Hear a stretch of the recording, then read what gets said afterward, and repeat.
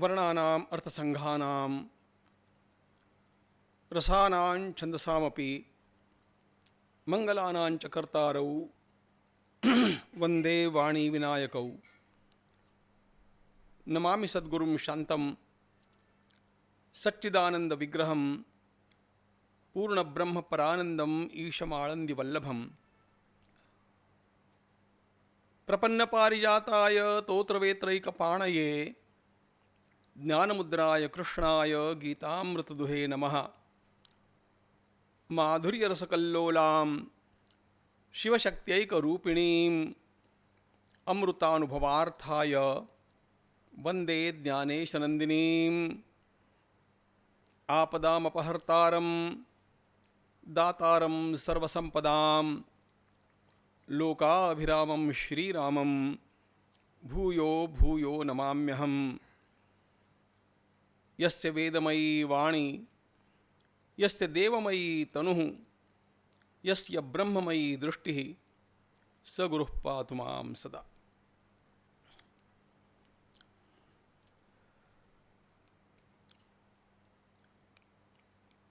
गीता परिवार के अंतर्गत इस कार्यकर्ता नवपाथेय के दूसरे सत्र में हम लोग प्रवेश कर रहे हैं। हम लोगों ने कल 5 नए सूत्रों का विचार किया था। ये पांचों सूत्र कार्यकर्ता की दृष्टि कैसी होनी चाहिए, इसका हम लोगों के लिए मार्गदर्शन करने वाले सूत्र हैं। संस्कार पाथेय अथवा संस्कार प्रेरणा में हम लोग जिस पंचसूत्री को प्राप्त करके गत 25 वर्षों तक अपना कार्य करते आए हैं, वह तो हमारी नींव है, वह फाउंडेशन है। अब कार्य करने वाले सब लोगों को जब एक नई उड़ान भरनी है तो हमारी दृष्टि किस प्रकार अधिक विकसित और अधिक स्पष्ट हो जानी चाहिए, ताकि हम लोग अपने कार्य के साथ साथ अपना भी विकास कर सकें। अपने इस कार्य की विशेषता यह है कि यह केवल किसी प्रकार का सामाजिक किया जाने वाला कार्य नहीं है। इस कार्य के दोनों पहलू अत्यंत महत्वपूर्ण हैं। इसके कारण सर्वभूत हिते रताः, इस दृष्टि को लेकर के हम लोग बाल संस्कार का अथवा गीता पढ़ने का पढ़ाने का जो काम करते हैं, उससे निश्चित रूप से समाज का कल्याण तो होना ही है, लोगों का हित साधन तो होना ही है, किंतु उसके साथ साथ हमारा भी विकास होता है। और हमारा यह विकास हम लोगों को अपने निजी जीवन में भी अधिकाधिक उन्नत करता जाता है। यह अपेक्षित है और यह होता भी है। इसको अपने मुख से कहे चाहे न कहें, लेकिन इस प्रकार के विकास की अनुभूति हम लोग भी करते हैं और अपने संपर्क में आने वाले लोगों के भी ध्यान में आता है कि इस व्यक्ति में कितना परिवर्तन हो गया। यह यदि साध्य करना हो तो हम लोगों को भगवत गीता का गीता पढ़े पढ़ाएं, जीवन में लाएं। यह जो सूत्र है, इसको ध्यान में रखते हुए अपने जीवन का भी विकास करना चाहिए और वो होता है कि नहीं, ये देखना भी चाहिए। यह विकास, अपना व्यक्तिगत विकास, अपनी दृष्टि का विकास कैसे हो, इसकी हम लोगों ने 5 सूत्रों का आधार लेकर के कल चर्चा की थी। उसमें पहला था विश्व बंधुत्व का सूत्र। हम लोगों की दृष्टि जब हम भगवत गीता के अधिष्ठान को लेकर के चले हैं, जो कि विश्व का सर्वोपरि और सर्वमान्य लेकिन बड़ा सरल और संक्षिप्त अधिष्ठान है, लेकिन बड़ा सशक्त है। उस अधिष्ठान के अनुसार जब संपूर्ण विश्व में ही हम लोग परमात्मा दर्शन करना चाहते हैं, जैसा कि वासुदेव सर्वमिति इस श्लोक के द्वारा हो, अथवा ईश्वर सर्वभूतानां हृदयेषु तिष्ठति इसके द्वारा हो, अथवा ईशावास्यमिदं सर्वम इसके द्वारा हो, लेकिन मूल बात यह है कि संपूर्ण विश्व मुझे अपना लगना चाहिए, अपना आप्त लगना चाहिए। इसके भी आगे एक बात होती है, उसमें मैं जाऊंगा नहीं, लेकिन कम से कम इस सीढ़ी पर हम लोगों को यह संपूर्ण विश्व मेरा आप्त लगे, मेरा परिवार लगे, और मैं उस भावना से उसकी ओर देखूं। आपने 3 शब्दों को सुना होगा जो फ्रेंच राज्य क्रांति के समय में बहुत दोहराए जाते थे, लिबर्टी, इक्वालिटी एंड फ्रैटर्निटी, स्वातंत्र्य, समता और बंधुत्व। लेकिन ध्यान रखना, स्वातंत्र्य, समता और बंधुत्व, इन तीनों में भी सर्वाधिक महत्वपूर्ण शब्द होता है बंधुत्व। यह शब्द सर्वाधिक महत्वपूर्ण क्यों है, इसका विचार मैं अभी नहीं करूंगा, समय हमारे पास बहुत थोड़ा है।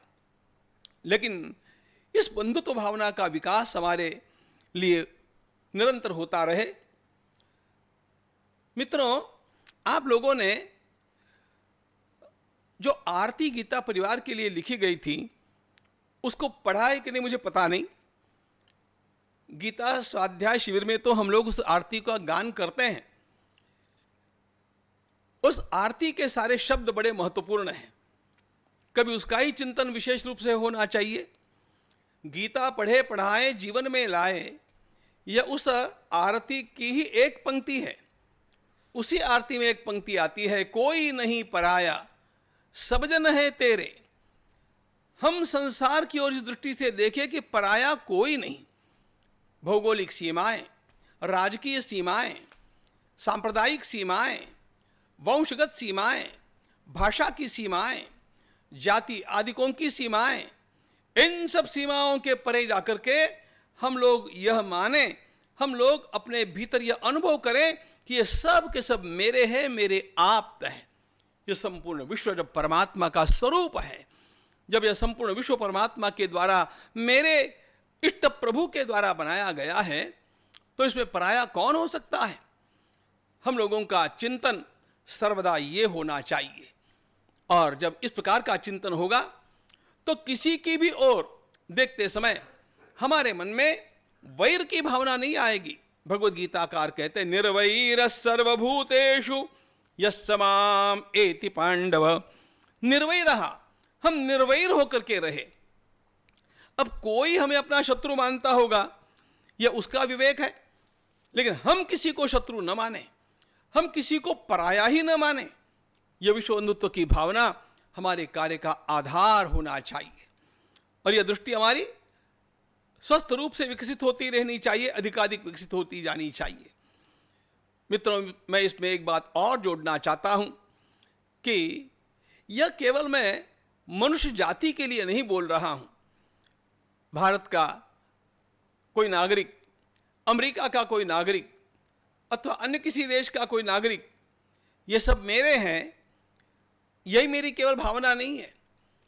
इसमें वास्तविक दृष्टि यह है कि वास्तव में यह सारा संसार ही मेरे परिवार के अंतर्गत है। मनुष्यों की बात क्या, हम लोग वास्तव में इन नदियों को भी, पर्वतों को भी, पंछियों को भी, प्राणियों को भी परमात्मा का रूप मान करके चलते। खं वायुमग्निम सलिलम महिंश्च ज्योतिंषि सत्वानि दिशो द्रुमादीन सरित समुद्रांश्च हरे शरीरम यत्किंच भूतम प्रणमेदनन्यः। द होल एग्जिस्टेंस, ये पूरा अस्तित्व जो है यह मेरा है। इसके साथ मेरा इस प्रकार का व्यवहार होना चाहिए, और यही वास्तव में धर्म है। हमने कल एक धर्म का नूतन आयाम देखने का प्रयास किया था, व्यष्टि, समष्टि, सृष्टि और परवेष्टि, यानी व्यक्ति यानी मैं, समाज, यह सृष्टि प्रकृति और वह परमात्मा तत्व, इन सभी में संतुलन रखना यही धर्म है। इन सभी की ओर देखते समय मेरी दृष्टि स्वस्थ रहे, संतुलित रहे, यही धर्म है। और इसलिए यह विश्व बंधुत्व हमारी आधारशिला इस रूप में स्वीकृत की जानी चाहिए। हमारी दृष्टि ऐसी होगी।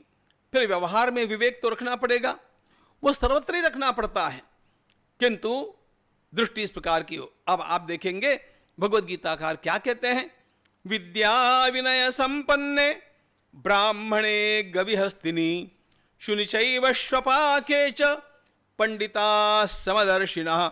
अब यहाँ पर मैं इन श्लोकों के अर्थों में नहीं जाऊँगा, क्योंकि उसमें विस्तार के कारण हमारा समय और संक्षिप्त हो जाएगा, किंतु यहाँ पर पंडिता समदर्शिनः, विद्या विनय संपन्न ब्राह्मण, हाथी, गाय और कोई भी हो, इन सब की ओर देखने की मेरी दृष्टि समान होनी चाहिए। उसी प्रकार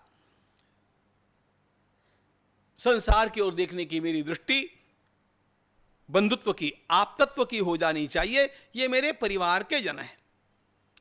फिर व्यवहार में विवेक आएगा ही। भगवान ने यद्यपि इस श्लोक में जो कुछ कहा है, इसका अर्थ ये नहीं कि व्यवहार में विवेक न रखे इनके साथ व्यवहार करते समय, उसी प्रकार का विवेक होगा, लेकिन अंतःकरण में किसी प्रकार की भेदभावना, किसी प्रकार का परायापन नहीं होगा। यह दृष्टि हमारी विकसित होती जाए, यह महत्वपूर्ण बात है। दूसरी बात हमने देखी थी कि हम कर्मशील बने रहे। कल भगवद गीता का सारभूत वाक्य बतलाते समय हमने देखा कि ज्ञानाधिष्ठित, भक्तिमय, सत्कर्मशील, दिव्य जीवन योग, यही गीता है। अब इस वाक्य के एक एक शब्द के ऊपर बहुत कुछ बोला जा सकता है। आप चिंतन करके भी उसको समझ सकते हैं, अथवा मैं कभी आपके सामने मेरा चिंतन प्रस्तुत करूंगा, लेकिन यह वाक्य हमारे ध्यान में रहे। ज्ञानाधिष्ठित, भक्तिमय, सत्कर्मशील, दिव्य जीवन योग, यह गीता का मुख्य प्रतिपाद्य विषय है। गीता के मुख्य प्रतिपाद्य विषय के बारे में अनेक मतांतर है, उन सबका समन्वय इस एक बात में हो जाता है। इसको ध्यान में रख करके हम लोगों को, जब हम कर्म के क्षेत्र में उतरे हैं, तो कर्मयोग को अपना शील बना करके, अपना स्वभाव बना करके और अकर्मण्य न रहते हुए हमारा साधन चलता रहे, इसकी ओर ध्यान देना चाहिए। हम लोगों ने यह भी देखा था कि यह हमारा कर्म आगे चल करके सेवामय हो जाए, इसका विचार मुझे आज विशेष रूप से करना है।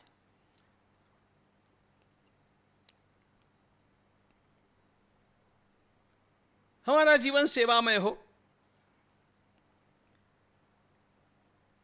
यह बात अपने आप निकलती है जब हम भक्ति का दृष्टिकोण लेकर के चलते हैं। जब संपूर्ण विश्व में ही एक परमात्मा तत्व विराजमान है, जो कि मेरे इष्ट देव के रूप में है, जैसा कि हम गीता में पढ़ते हैं, यो मां पश्यति सर्वत्र सर्वंच मयि पश्यति, यो मां पश्यति सर्वत्र सर्वंच मयि पश्यति तस्याहन्न प्रणश्यामि। यह आपने गीता में पढ़ा है। मैं इसे इस प्रकार से कहते रहता हूं, थोड़ा क्रम बदल करके, कि जब मैं एकांत में साधन के लिए बैठूं, मेरे ध्यान के लिए, मेरे पूजन के लिए बैठूं, तब सारे विश्व को भूल जाऊं और मेरे प्रभु में, मेरे कृष्ण में, मेरे श्री राम में मुझे सारा विश्व दिखे, यह अपेक्षित है। मुझे सब कुछ उसी में दिखना चाहिए। विश्व का दर्शन मैं उस एक मेरे ठाकुर में करता रहूं। लेकिन जब मैं अपनी पूजा पूरी करके निकलता हूं, मैं ध्यानाभ्यास पूरा करके बाहर निकलता हूं, तो भगवान को वहीं पर छोड़ नहीं दूं। फिर उस परमात्मा के विश्व रूप का दर्शन मैं बाहर करता रहूं। यो माम पश्यति सर्वत्र सर्वंच मयि पश्यति, एकांत में सर्वंच मयि पश्यति, और जब बाहर निकलता हूं तो यो माम पश्यति सर्वत्र, मुझे मेरे वे प्रभु सर्वत्र दिखने चाहिए। गोस्वामी तुलसीदास जी महाराज ने रामायण में एक बड़ी सुंदर बात कही। वे कहते हैं, सो अनन्य जाके असी मति न टरई हनुमंत, मैं सेवक सचराचर रूप स्वामी भगवंत। सो अनन्य जाके असी मति न टरई हनुमंत, मैं सेवक सचराचर रूप स्वामी भगवंत। कैसा शब्द है यहां पर? सचराचर। चर सृष्टि और अचर सृष्टि, जिसे आप चैतन्य सृष्टि मानते हैं और जड़ सृष्टि के रूप में देखते हैं, यह चराचर सृष्टि सब कुछ एक परमात्मा का रूप है। यही गीता का सिद्धांत है, यह वेदांत का वेद का सिद्धांत है, और यही वास्तव में महापुरुषों का अनुभव भी है। यह विश्व ही परमात्मा से उत्पन्न हुआ है, यह उसका आविष्कार है, ईशावास्य है। यद्यपि बदलने वाले नाम रूप अलग अलग हैं, किंतु इनका अधिष्ठान वही है। और इसलिए मैं उस परमात्मा को सब में देख करके उसकी पूजा करूं। अब उसकी पूजा मैं कैसे करूंगा? मैं जब ठाकुरवाड़ी में बैठता हूं तो फिर मेरे क्रम के अनुसार जैसी पूजा मैंने सीखी है उस प्रकार की पंचोपचार पूजा, षोडशोपचार पूजा, चतुष्षष्टि उपचार पूजा जैसी मैंने सीखी है मैं अपनी पूजा करता हूं। लेकिन 24 घंटे तो मैं ठाकुरबाड़ी में बैठ करके पूजा नहीं करता। अब मैं बाहर निकला हूं तो उसी कृष्ण को, उसी श्री राम को, उसी मेरे प्रभु को, उसी मेरे ठाकुर को मैं सर्वत्र देखूं। सिया राममय सब जग जानी, आपने यह भी चौपाई सुनी है। वो परमात्मा सर्वत्र विराजमान है। अब मैं उसकी पूजा कैसे करूंगा? उस पूजा का ही दूसरा नाम है सेवा। अर्हयेत दानवानाभ्याम मैत्र्याभिन्नेन चक्षुषा। श्रीमद् भागवत में भगवान कपिल महामुनि माता देवहूति से कहते हैं, मां, उस परमात्मा की जो सर्वत्र विराजमान है उसकी पूजा करनी चाहिए। कैसे करना? दान मानाभ्याम मैत्र्या अभिन्नेन चक्षुषा। अब मैं इसका और विवरण नहीं करूंगा, लेकिन मैं मेरे शब्दों से, मेरे आचरण से, जो कुछ मेरे पास है वह अर्पण करके और मेरे मन से मेरे सामने दिखने वाले इस विराट स्वरूप की सेवा में लग जाऊं, यह अत्यंत आवश्यक बात है। यदि मैंने अपने जीवन में कुछ अच्छे संस्कार प्राप्त किए हैं तो संस्कारों का अंतिम फल क्या होना चाहिए? वो सेवा है। अरे हमारे अनेक संप्रदायों में तो ठाकुर सेवा यही शब्द प्रयुक्त होता है। एकांत में रहते हैं तो भी ठाकुर सेवा, और बाहर है तो भी ठाकुर सेवा। यह सेवा हम इस विराट पुरुष की कैसे करें? यह जब सामने बात आती है तो अनेक आयाम मेरे सामने आ जाते हैं सेवा के। भज सेवायाम, भक्ति शब्द का अर्थ ही सेवा है। भक्ति शब्द निकलता है भज धातु से, और भज धातु का अर्थ है सेवा करना। तो मैं सेवा में लगा रहूं, मैं अपने जीवन को सेवा में बनाऊं। और वह सेवा में इसलिए भी बनाऊं कि वास्तव में यह जीवन मैंने जो अपना बनाया है, यह इस धरती माता से अनेक पदार्थों को लेकर के, अनेक विचारों को महापुरुषों से लेकर के अपने जीवन को निर्माण किया। तो जो मैंने उनसे प्राप्त किया है उसका कुछ अंश तो भी मुझे पुनः उनके लिए प्रत्यर्पण करना चाहिए, उनकी सेवा में अर्पित करना चाहिए। इस विचार से मैं स्वयं इस मेरे आसपास फैले हुए विराट पुरुष की सेवा करूं। फिर आप उसे प्रकृति कहेंगे, समाज कहेंगे, कुछ भी कहिएगा, लेकिन मैं तो उसे परमात्मा ही कहूंगा। हमारी दृष्टि तो वही होनी चाहिए। और इसीलिए जब बाल संस्कार का कार्य आरंभ किया, तब हम लोगों ने एक दृष्टि प्राप्त की कि हम लोग बाल कृष्ण की पूजा कर रहे हैं, इस भावना से इस कार्य को करें। भगवान बाल रूप में मेरे सामने आए और मैं उनकी क्या सेवा कर सकता हूं। उनकी सेवा के लिए संस्कारों के पुष्प चढ़ाना, यही हम लोगों ने आवश्यक माना। और निश्चित रूप से तब भी मैं यही मानता था, आज भी मैं यही मानता हूं कि बाल संस्कार कार्य से बढ़कर के मेरी दृष्टि में इस संसार की इस समय में अधिक बड़ी सेवा नहीं हो सकती। अस्ति सारी क्षेत्रे उत्तम सर्वोत्तम है मानुया। क्योंकि सर्वत्र हम लोग एक बात देखते हैं कि लोग तो बहुत सारे हैं, संख्या तो बहुत बढ़ गई, लेकिन जैसे लोग हमें चाहिए उस प्रकार के लोग मिलते नहीं। क्यों, क्या हो गया? लोगों की आदतें, लोगों के संस्कार पहले से ठीक से ढले नहीं। यदि हम इस धरती का भला करना चाहते हैं, यदि हम समाज का भला करना चाहते हैं, यदि हम किसी भी परिवार का भला करना चाहते हैं, तो मित्रों, अन्य किसी भी प्रकार की सहायता करने की अपेक्षा सबसे अधिक बड़ा उपकार ये होगा, सबसे अधिक बड़ी सेवा ये होगी, सबसे बड़ा सहयोग ये होगा कि आप उनके बालकों के संस्कारों को बदल दीजिए, उनके बालकों की आदतों को बदल दीजिए। क्योंकि आगे चल करके ये आदतें ही, ये संस्कार ही उनके जीवन का निर्माण करते हैं। हमारे जीवन का निर्माण हमारी आदतों से होता है। इन आदतों को ही तो हम संस्कार कहते हैं।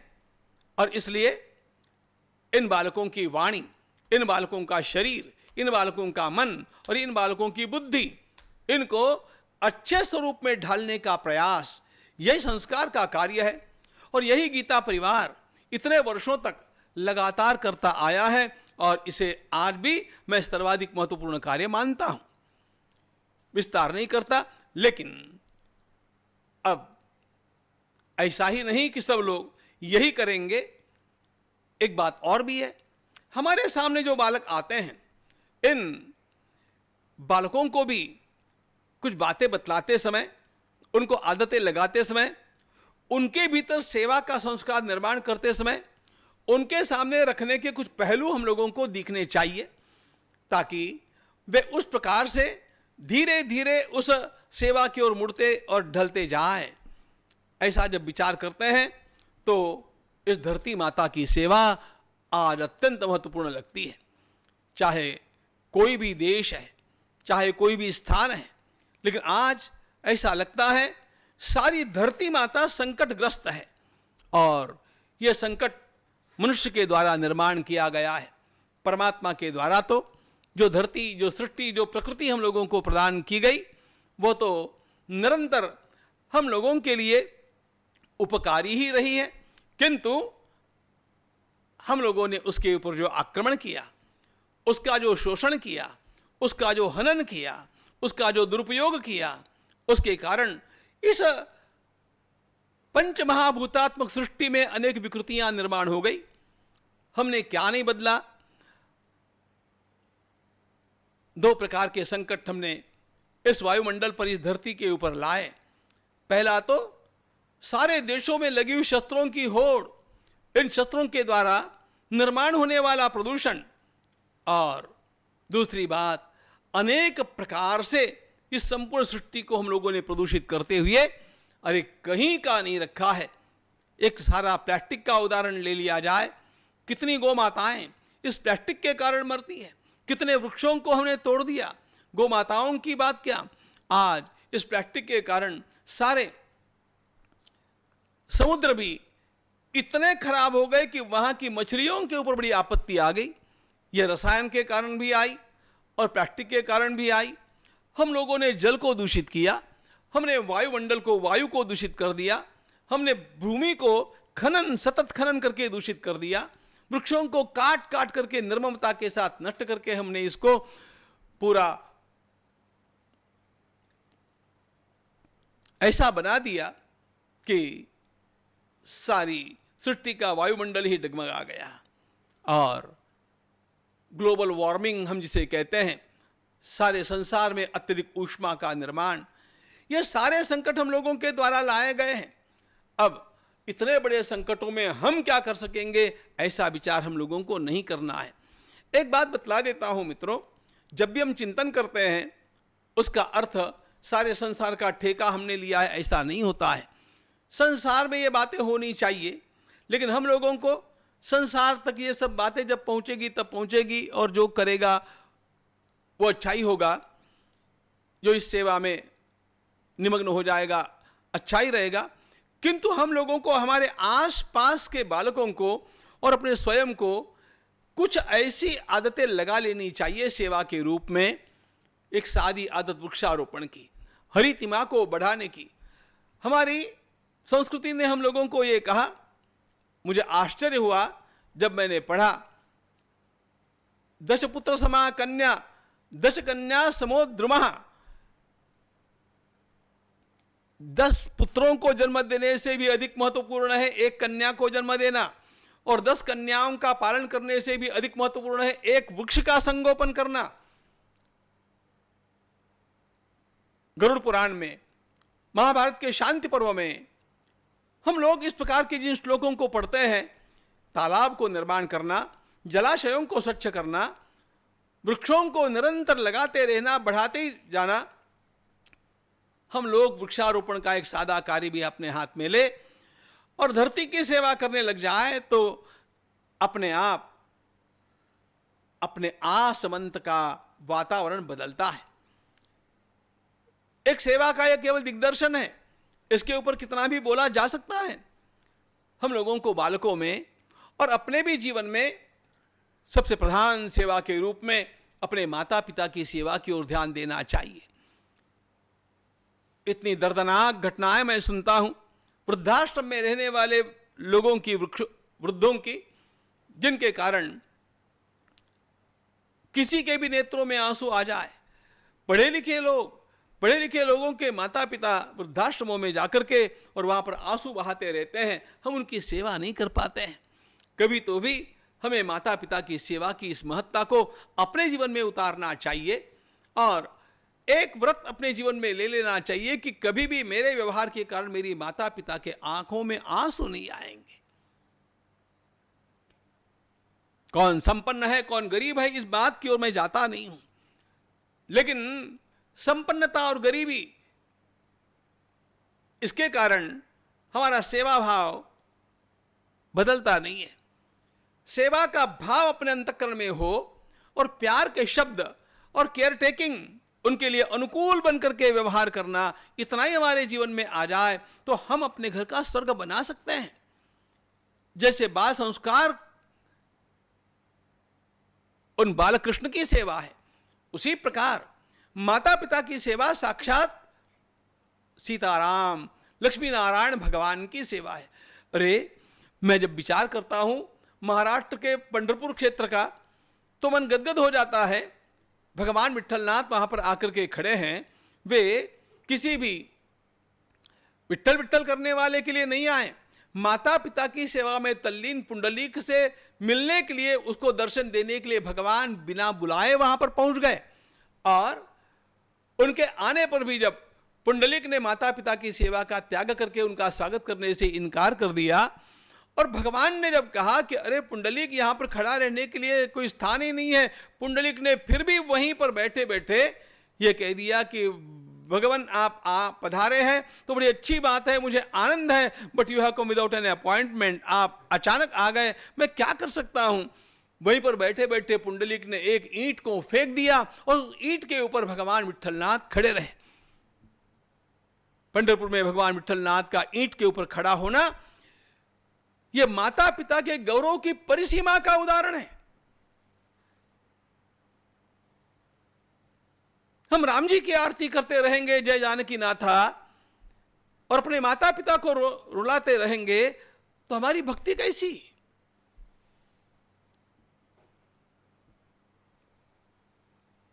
पुनः कहूंगा, उस आरती को कभी आप पढ़िएगा, माता पिता गुरु सेवा सादर नित्य करे, उस आरती की पंक्तियां मुझे याद आती है। यह सेवा का संस्कार उस आरती में मूलतः दिया गया है।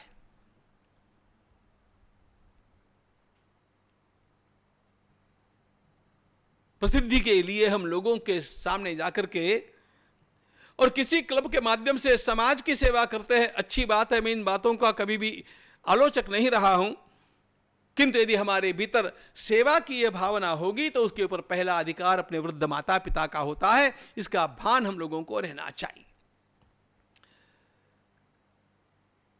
मित्रों, हम लोगों को भान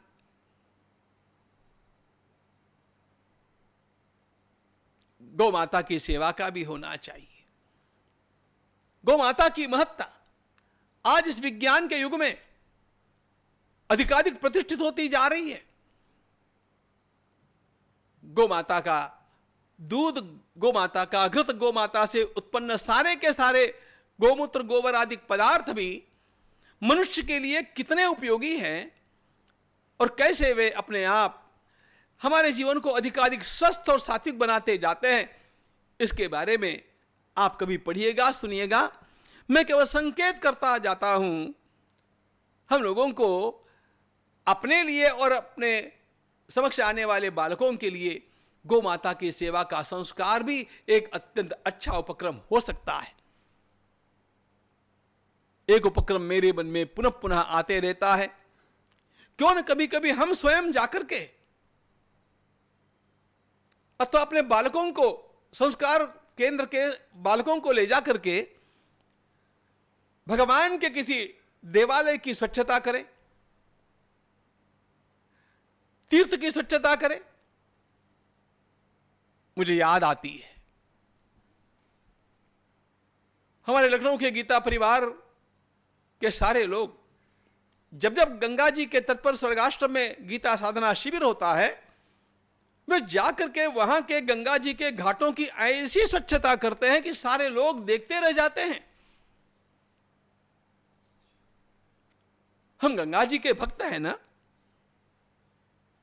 घाट की स्वच्छता करना भी अरे गंगा जी की पूजा करने जैसा ही तो है ना। लेकिन इसके लिए वानप्रस्थ में जाकर के, स्वर्गाश्रम में जाकर के गंगा जी की सेवा करनी चाहिए, ऐसी बात नहीं है।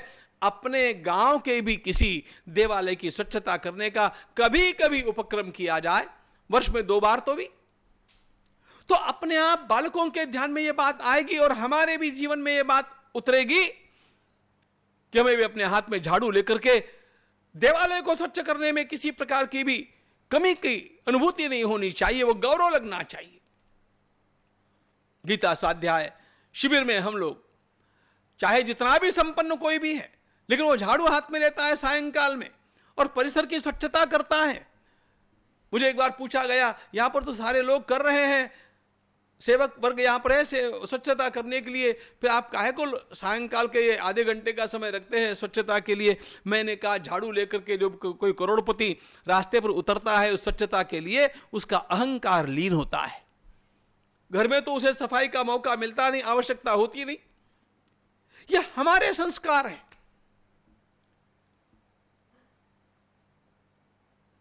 श्रीमद् भागवत में अम्बरीश का उदाहरण हम सुनते हैं। वह स्वयं करौ हरेर मंदिर मार्जनादिषु, अपने हाथों से भगवान के मंदिर को स्वच्छ करना यह उसका नित्य नियम था। यह सेवा के आयाम, सेवा का अर्थ होता है आनुकूल्येन वर्तनम। जहां जिस बात की आवश्यकता होगी वहां उस बात को मैं अपनी ओर से प्रदान करूं, यह सेवा है। सेवा में वस्तुएं बदलती है, जिनकी सेवा करना है वो बदलते हैं, लेकिन मेरा भाव नहीं बदलता है। आनुकूल्येन वर्तनम, अरे कोई दर्दी है, कोई रोगी है, उसको दवा की आवश्यकता होगी और मैं दवा की व्यवस्था करूं, अच्छी बात है, भगवान करे ऐसी आवश्यकता किसी को न पड़े। लेकिन हम लोगों को एक संस्कार देने में क्या आपत्ति है? स्वयं को भी यह करने में क्या आपत्ति है?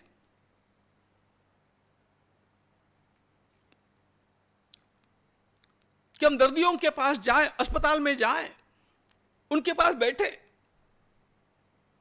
और उनसे केवल इतना कहे, अधिक नहीं, एक गुलाब का फूल ले जाए बस। तो वह किस धर्म का है, किस जाति का है, किस संप्रदाय का है, कोई प्रश्न नहीं आता है।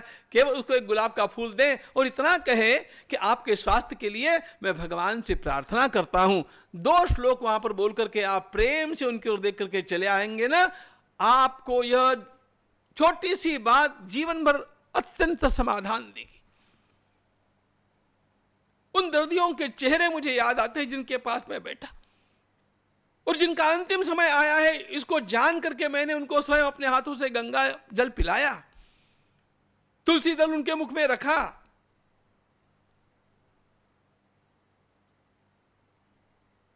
पचास वर्षों में मैं किसी विवाह के समारोह में नहीं गया, लेकिन कोई किसी दर्दी को बुलाने के लिए मुझे बुलाता है अथवा ऐसा मुझे अवसर मिलता है, मुझे जाने का मन करता है, उपनयन संस्कार में जाने का मन करता है।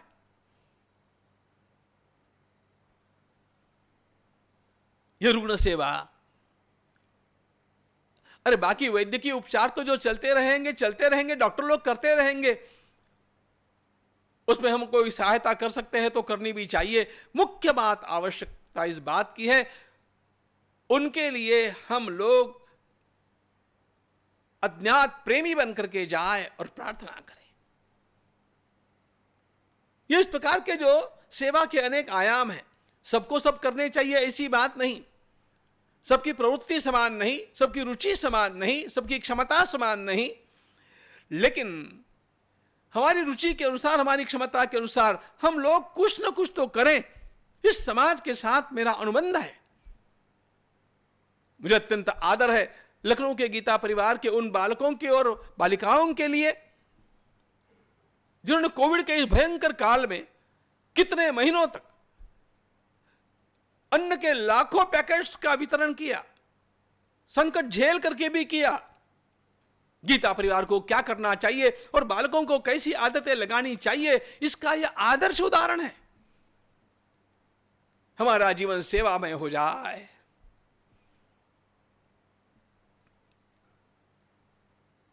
और मित्रों, सेवामय जीवन का लाभ अपने आप हमें समाधान के रूप में होता है, पुण्य के रूप में होता है, साधन की वृद्धि के रूप में होता है। हमें वो चाहना चाहिए ऐसी बात नहीं, लेकिन फिर भी ये सारी बातें अपने आप होती रहती है। किसी भी संत की सेवा, किसी विद्वान की सेवा, देव द्विज गुरु प्राज्ञ पूजनम, भगवत गीता की बात बोल रहा हूं मैं। देव द्विज गुरु प्राज्ञ पूजनम, शौचम आर्जवम, आप अगला पढ़ सकते हैं। ये जो पूजन है, ये पूजन केवल रोली चंदन लेकर के नहीं होता है, सेवा के रूप में ही पूजा होनी चाहिए। गौ माता को रोली चंदन चढ़ाने का समाधान हम लोगों को प्राप्त हो जाए, अच्छी बात है, उसमें जो भगवत शक्ति है उसका वो पूजन है, लेकिन उसको आवश्यकता उस हरी घास की है। तो जिसको जिस प्रकार की आवश्यकता होगी उसे उस प्रकार की आवश्यकता की पूर्ति का मैं यथाशक्ति प्रयास करूं विनम्रता के साथ। यह सेवा भाव हमारा दृष्टिकोण हो जाए। सात्विकता का संस्कार निरंतर हमारे भीतर बढ़ता जाए, सात्विकता का संवर्धन होता जाए। इसका विस्तार से विचार मैं कल करूंगा, देखेंगे। और इसके पश्चात मैंने कहा था परस्पर देवो भव, हम लोगों में आपस में जो व्यवहार होना चाहिए वो सख्य के आधार से होना चाहिए। मुझे केवल सेवा की बात का आज विस्तार करना था, बाकी विषयों को मैंने केवल स्पर्श कर लिया। मुझे दूसरी बात बतानी है। यह सारा कार्य हम लोग जो कर रहे हैं, यह कल एक प्रश्न पूछा गया था, गीता परिवार का काम हम लोगों को क्यों करना है? एक सीधा सीधा इसका उत्तर यह है कि समाज में एक सत्व संपन्न नेतृत्व हम लोगों को खड़ा करना है। सत्व संपन्न नेतृत्व, जिसका स्वयं का सत्वगुण बढ़ा हुआ है, जिनको लोगों से कुछ नहीं चाहिए, किसी प्रकार की स्वार्थ लिप्सा नहीं है, कोई राजनीति नहीं करनी है,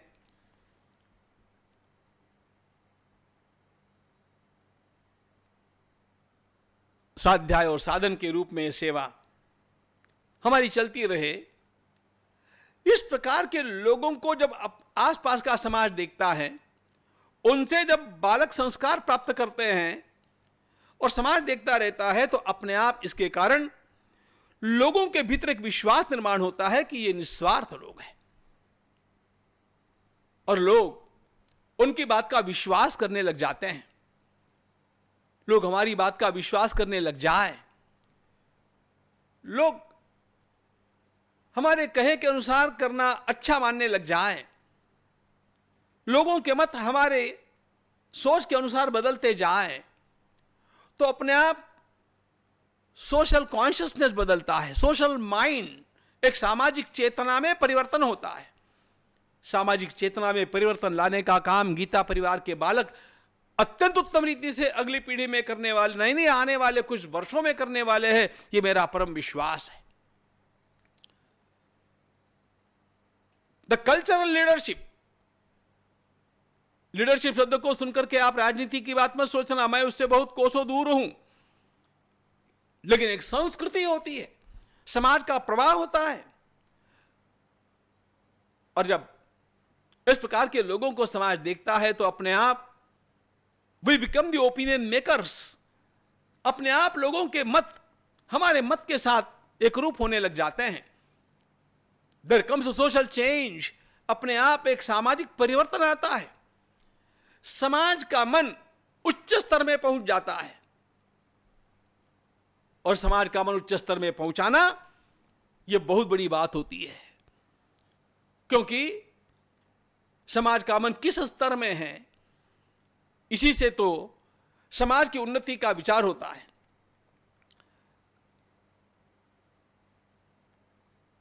कितनी ऊंची इमारतें हैं और कितनी फैक्ट्रियां हैं और जीडीपी कितना है देश का, इससे आप बाहर की समृद्धि को जांच सकते हैं, आंक सकते हैं।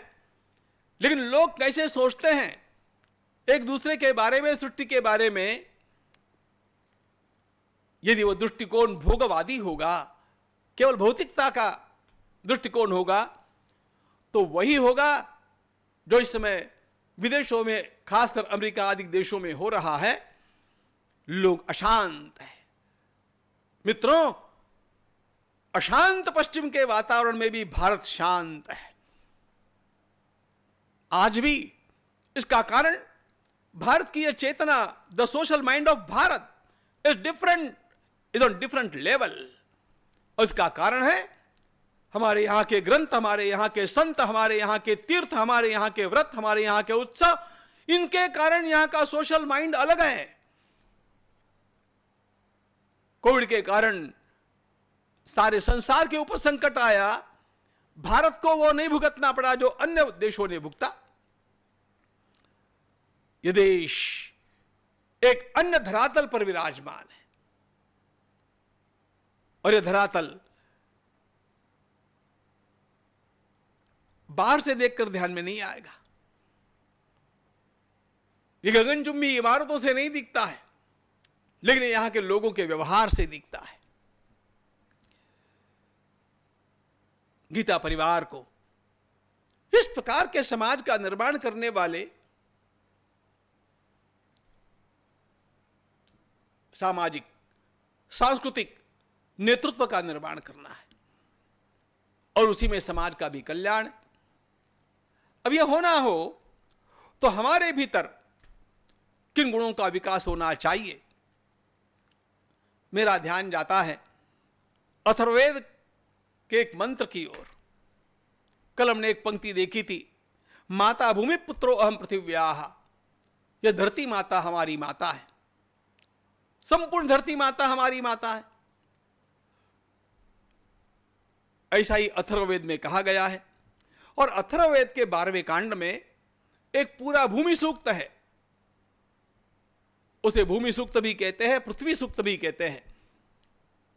और इसमें इस भूमि को धारण करने के लिए, इस भूमि को बचाने के लिए, यहां के समाज की रक्षा करने के लिए जिन लोगों की इच्छा है, उन लोगों को अपने भीतर कैसे गुणों को धारण करना चाहिए, इसका वर्णन आता है। सत्यम बृहद ऋतम उग्रं दीक्षा तपो ब्रह्म यज्ञ पृथ्वीं धारयन्ति। ऋषि कहते हैं यदि संपूर्ण भूमंडल का संरक्षण होना है, भूमि का संरक्षण, इसका अर्थ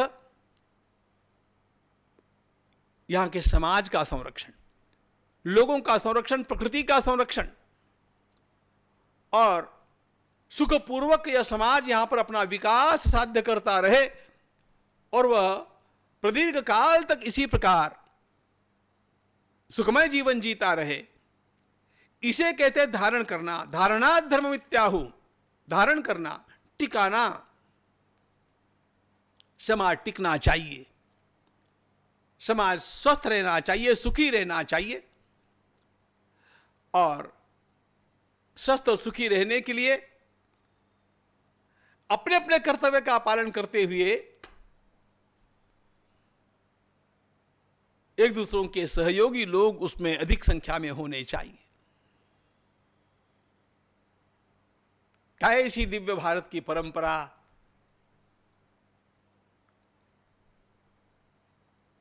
महाभारतकार कहते हैं एक समय था, न राज्यन्न च राजासीत् न दंड्यो न च दांडिकः धर्मेणैव प्रजास्तावत् रक्षन्ति स्म परस्परम। न राजा था, न कोई अधिकारी थे, न सेना थी, दंड देने वाला नहीं था, क्योंकि दंड जिसको किया जाए ऐसा कोई था नहीं। ऐसी स्थिति क्यों निर्माण हो गई? ऐसी स्थिति इसलिए निर्माण हुई कि सभी लोग अपने धर्म का विचार करते थे, अपने कर्तव्य का विचार करते थे, और रक्षन्ति स्म परस्परम।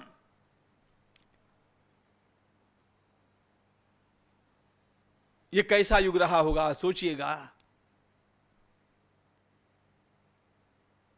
मेरे धर्म का मुझे विचार करना चाहिए, मेरे कर्तव्य का मुझे विचार करना चाहिए, और मैं ऐसा व्यवहार करूं कि जिसके कारण कोई अव्यवस्था निर्माण हो ही नहीं।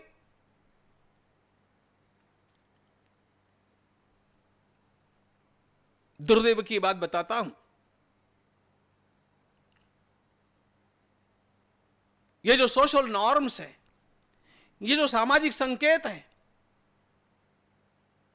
ये जो सामाजिक नीति नियम है, इनका पालन मैंने विदेशों में जितना देखा उतना भारत में होते हुए मैंने बहुत कम देखा।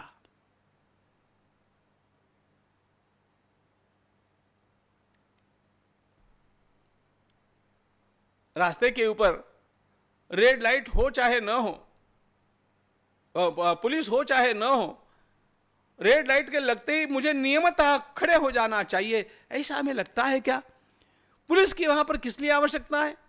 अब तो ठीक है कि व्यवस्थाएं इस प्रकार कर दी गई सीसीटीवी कैमरे के माध्यम से कि वहां पर पुलिस नहीं भी होगा तो भी आपका स्पीड ध्यान में आ जाएगा, आपने रोड क्रॉस किया ये भी ध्यान में आ जाएगा।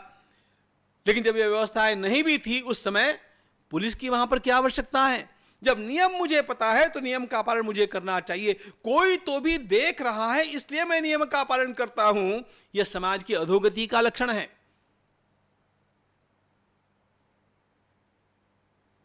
रेलवे के कंपार्टमेंट के कितने ही बल्ब चले जाते थे, फैन चले जाते थे, अरे और तो और वहां के वॉशरूम में लगाए हुए टमरेल भी चले जाते हैं। जहां पर नैतिकता का स्तर इतना गिर गया हो, वहां पर तो मनुष्य केवल अपराध करने से केवल इसीलिए बचता है कि मुझे दंड होगा या कोई देखता होगा। मुझे कोई देखे चाहे न देखें, जो भी नियम है उसका मैं पालन करूंगा। धर्मेणैव प्रजास्तावत् रक्षन्ति स्म परस्परम, यह भारत का चित्र है प्राचीन काल का। धर्मेणैव, अपने अपने नियम का पालन अपने अपने को करना चाहिए। कोई देखता हो, कोई टोकता हो, कोई रोकता हो, इसकी परवाह नहीं, उसकी आवश्यकता ही नहीं।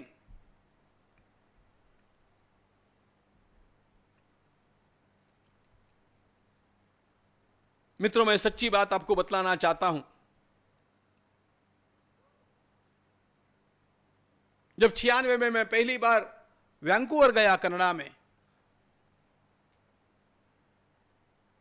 उसके 5-7 वर्ष पहले तक वहां का कोई भी व्यक्ति अपने घर से बाहर निकलते समय घर को लॉक नहीं करता था। घर को लॉक करना यह पड़ोसी को अपना अपमान लगता था।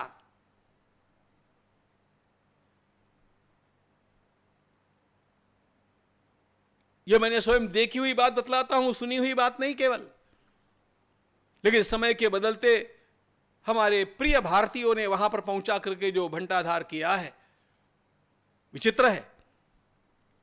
यदि हम जहां जाएंगे वहां का वातावरण बिगाड़ेंगे, इस प्रकार का ही व्रत लेकर के चले हो, तो बात बड़ी गड़बड़ है। समाज की इन आदतों को कौन बदलेगा? इन आदतों को बदलने का कार्य वे ही कर सकते हैं जो स्वयं इन आदतों को अपना करके इसी प्रकार का जीवन स्वयं जीते हैं। गीता परिवार के सारे सदस्य अथवा सारे श्रोता इस प्रकार के एक रात में बदल जाएंगे या बन जाएंगे, ऐसा मुझे कहने की आवश्यकता नहीं। वैसा एकदम अपेक्षित भी नहीं होता, किंतु हमारे सामने हमारे ध्येय स्पष्ट होने चाहिए। इस पृथ्वी का संरक्षण करना हो, इस समाज का संरक्षण करना हो, समाज को टिकाना हो और समाज को परस्पर विश्वास के साथ आगे बढ़ाना हो, तो जिन बातों की आवश्यकता है, जिन मूल्यों की आवश्यकता है, वे सारे मूल्य इस मंत्र में, वे 7 जीवन मूल्य इस मंत्र में दिए हैं। सत्यम, बृहद, व्रतम, उग्रम, दीक्षा, तपो, ब्रह्म, यज्ञ, पृथ्वीं धारयन्ति। यदि मुझे इस प्रकार का एक कल्चरल लीडरशिप का, सांस्कृतिक नेतृत्व का निर्माण करना होगा, जो कि हम लोगों को करने की अपने अंतःकरण में आकांक्षा रखनी चाहिए। और यह मत कहिएगा कि अगली पीढ़ी के बालक करेंगे, वो करेगा, वो करेगा। Why not I? मुझे अपने से उसका आरंभ करना चाहिए। तो सबसे पहली बात, वेद भगवान कहते हैं सत्य का पालन करना सीखो। अच्छा, इसमें ऐसा है, इसमें जो बृहद विशेषण है, यह सबके लिए लगता है। न केवलम सत्यम, बृहद सत्यम। मैं विशेष रूप से सत्य का पालन करूं। एक सामान्य सत्य बोलना अलग बात होती है, विशेष सत्य बोलना अलग बात होती है। विशेष सत्य उसे कहते हैं जो प्रतिकूल स्थिति में भी हमारे द्वारा बोला जाता है। संत गुलाबराव महाराज का एक प्रसंग मुझे याद है। बचपन में जब बच्चे खेलते हैं तो वो तो केवल 12-14 दिनों तक ही विद्यालय में गए थे, लेकिन जब वहां के अध्यापक को ऐसे लगा कि ये गलती गुलाब ने की है, उसको पीटने लगे। सारे बालकों ने मिलकर के कहा, नहीं, ये गुलाब कभी झूठ बोल सकता नहीं, भूल करके भी उनके द्वारा जीवन में एक भी बार असत्य का उच्चारण नहीं हुआ। हुआ ही नहीं। सत्यान्नास्ति परो धर्मः, सत्य का पालन। चित्ते वाचिक क्रियायांच, जो मैंने यथार्थ जाना है उस यथार्थ को मैं बोलूं, और वह प्रतिकूल स्थिति में भी बोलूं। आप लोगों को पता है, गांधी जी के जीवन में एक फिल्म उन्होंने देखी थी, हरिश्चंद्र, राजा हरिश्चंद्र। उसका बड़ा प्रभाव, हरिश्चंद्र का प्रभाव क्यों पड़ता है? सत्य के कारण नहीं, केवल बृहद सत्य के कारण। प्रतिकूल स्थिति में भी उन्होंने स्वयं सत्य का ही पालन किया। धर्मराज युधिष्ठिर को स्वर्गलोक में, सदैव स्वर्गलोक में जाते जाते भी नरक के आभास का दर्शन करना पड़ा। तो नरक के आभास का जब दर्शन करना पड़ा और उसके कारण उनको कुछ क्लेश हुआ, वह आभास था, नरक में वो गए नहीं थे, केवल एक दृश्य उनको देखना पड़ा। उसका कष्ट तो उनके मन को कुछ समय के लिए हुआ। तो उन्होंने पूछा कि ये मुझे क्यों दिखाया गया। उनसे ये कहा गया कि एक बार आप किसी भी कारण क्यों न हो, अश्वत्थामा हतः नरो वा कुंजरो वा, ऐसा बोले, सत्य के साथ थोड़ा सा समझौता किया, उसका भी फल आपको मिल गया। हमारे सारे ग्रंथों ने सत्य की महिमा सर्वोपरि रखी है मित्रों। इसलिए यदि आप जीवन में सब लोगों का विश्वास संपादन करना चाहते हैं, सत्य के ऊपर दृढ़ रहिएगा। महाभारत में एक प्रश्न आया कि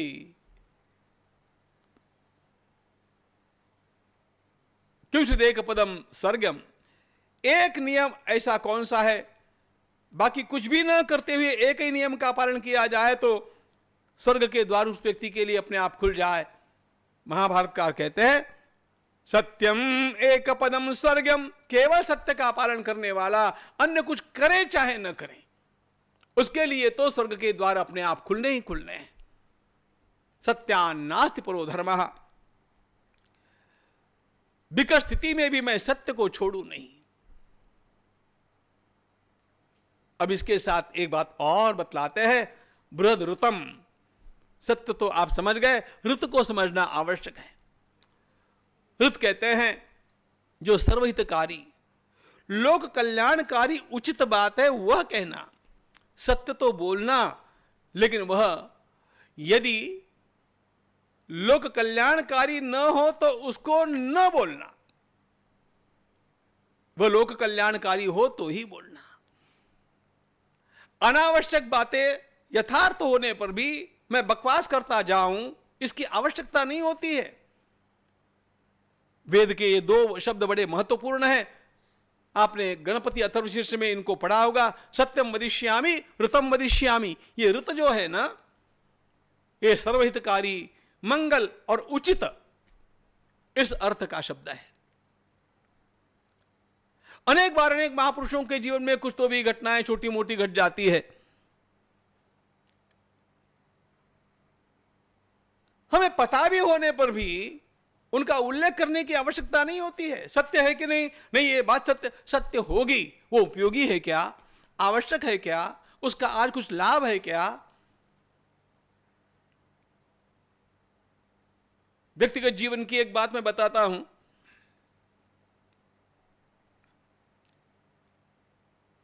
एक व्यक्ति के मृत्यु के उपरांत मिलने के लिए एक सज्जन गए, वो उनके पिताजी के मित्र थे, और उन्होंने कहा अरे हम लोगों का इतना आपस में प्रेम था, हम साथ में जवानी में हम साथ में ड्रिंक्स करते थे। उन बच्चों को पता नहीं था कि हमारे पिताजी जवानी में ड्रिंक्स करते थे। जब इसका मुझे पता चला तो मैंने उनसे कहा कि ये आपने क्यों बताया, आपको प्रेम बताने का यही उपाय था क्या। उन बालकों के अंतःकरण में अपने पिता के प्रति जो आदर था वो तो घट गया। उसने कहा लेकिन बात तो सही थी ना। मैंने कहा ये सही तो थी, आपकी दृष्टि में वो सत्य यथार्थ होगी, लेकिन वो ऋत में नहीं बैठती थी, वह कल्याणकारी नहीं थी, वह हितकारी नहीं थी। सत्यम वदिष्यामि ऋतम वदिष्यामि, मैं अपनी वाणी से उन बातों को कभी नहीं बोलूं जिनके कारण अमंगल निर्माण होना हो, जिसके कारण कोई लोगों के भीतर अनहित निर्माण होना हो। फिर कहते हैं वे ही लोग इस समाज का संरक्षण कर सकते हैं जो स्वयं सत्यम बृहद ऋतम उग्रम, जिनमें शौर्य है अथवा तेज है।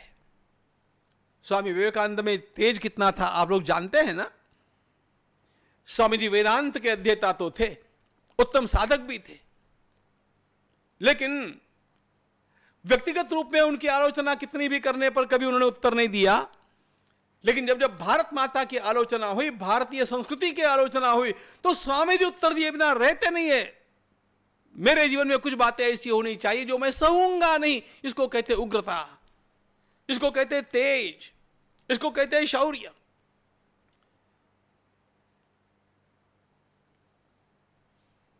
विशेष करके अमेरिका में अनेक ईसाई मिशनरियों ने उनको बड़ा कष्ट दिया।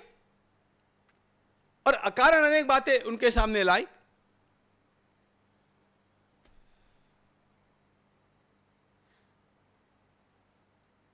सावित्री की कहानी, सत्यवान सावित्री की कहानी जब स्वामी जी ने कही तो एक नन ने खड़े होकर के कहा, Swami ji I think it's all imaginary. Swami ji ने कहा, मे बी, मैं तो इसको सत्य मानता हूं, लेकिन ध्यान रखना यह कल्पना भी होगी तो इतनी महान कल्पना कि यमराज के पास जाकर के सावित्री अपने पति के प्राण वापस लेकर के आती है, यह कल्पना भी केवल भारतीय ऋषि कर सकते थे और नहीं कर सके कोई।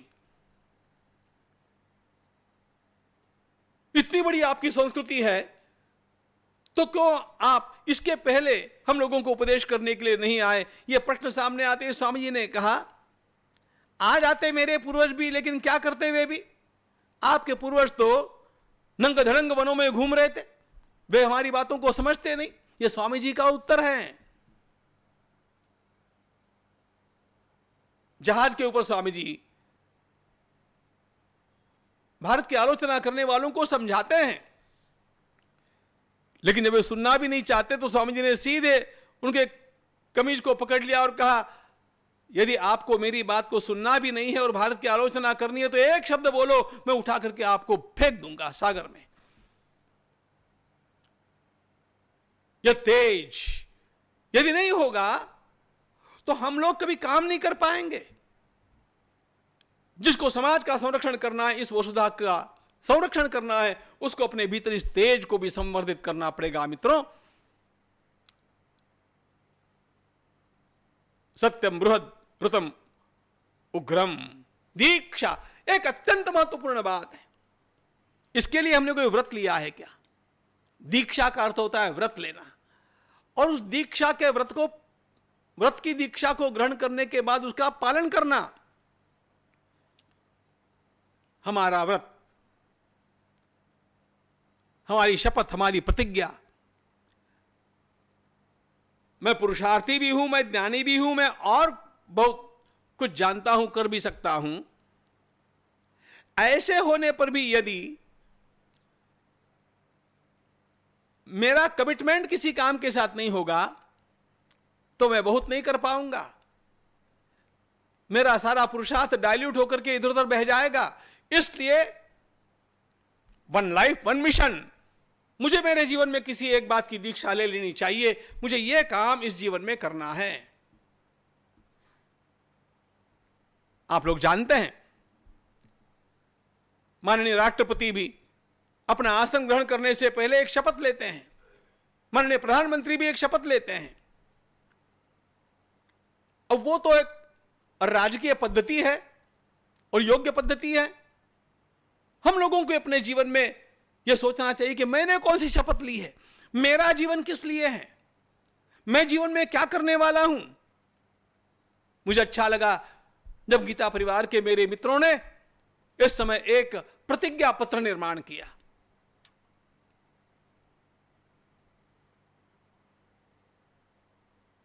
अब वो समय आ गया, हम लोगों को एक विशिष्ट रूप की प्रतिज्ञा करना, संकल्प करना और उसके अनुसार अपने जीवन को ढालना आवश्यक होता है। That brings a commitment. मुझे यह करना है, क्योंकि एक महत्वपूर्ण बात है, कोई भी कितना भी बड़ा है, अकेला एक व्यक्ति आज इस समाज को नहीं बदल सकता।